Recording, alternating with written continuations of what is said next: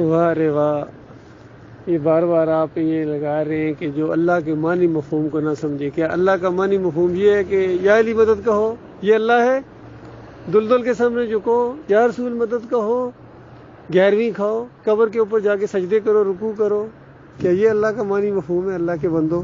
یا یہ اللہ کا معنی مفہوم ہے کہ اللہ ہمارا اکیلا مالک ہے، اس نے ہمیں پیدا کیا ہے، وہی ہمارا داتا ہے، وہی ہمارا دستگیر ہے، وہی ہمارا مشکل کشا ہے، وہی ہمارا حاجت روا ہے، اندھیروں میں سنتا ہے، ہر لمحے ہر ایک کی سنتا ہے، ہر جگہ سے سنتا ہے، نہ نیند نہ اونگ. اور اس کو پکارنے کے لیے کسی لائن بنانے کی ضرورت نہیں ہے، کسی واسطے وسیلے کی ضرورت نہیں ہے. یہی تو انبیاء نے تعلیم دی تھی، اور سب سے زیادہ اس کی خاطر تکلیفیں اٹھائیں ہمارے آخری نبی محمد صلی اللہ علیہ وآلہ وسلم نے.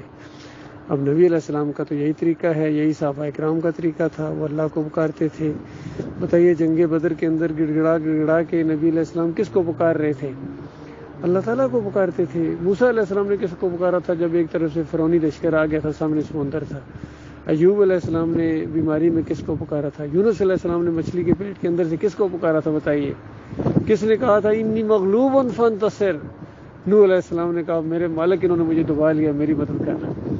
تو بتاؤ یہ سارا دین سادہ دین ہے.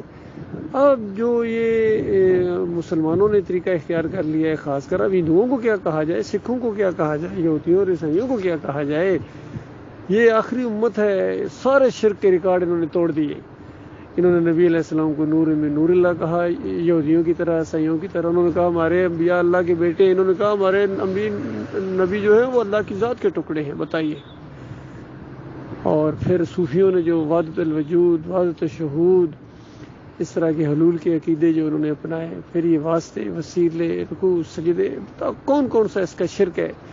قرآن اور حدیث موجود ہے، نبی علیہ السلام کا پورا طریقہ، اسلامی مزاج، اسلامی قانون موجود ہونے کے باوجود انہوں نے کس طریقے سے جمہوریت کو آج اپنائے. پورا دین سب لگے ہوئے ہیں، ہمارے سیاسی لیڈر بھی، مذہبی بھی، فوجی بھی. یہ جمہوریت ہماری بقا، اور جمہوریت کی وجہ سے تمہیں ذلت اور خواری ملی ہے.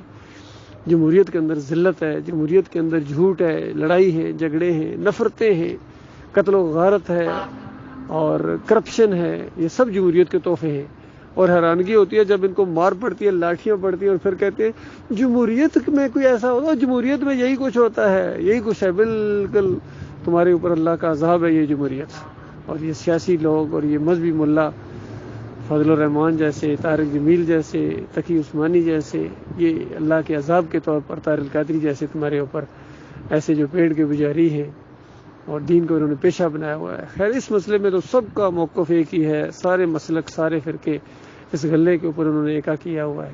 نماز پڑھانے کے پیسے، اذان دینے کے پیسے، اور دین کو ایک کاروبار کی حیثیت. نہ آرڈر کوئی کر سکتا ہے، نہ کوئی پوچھ سکتا ہے ان سے، اور ان کی دنیا بنی ہوئی ہے.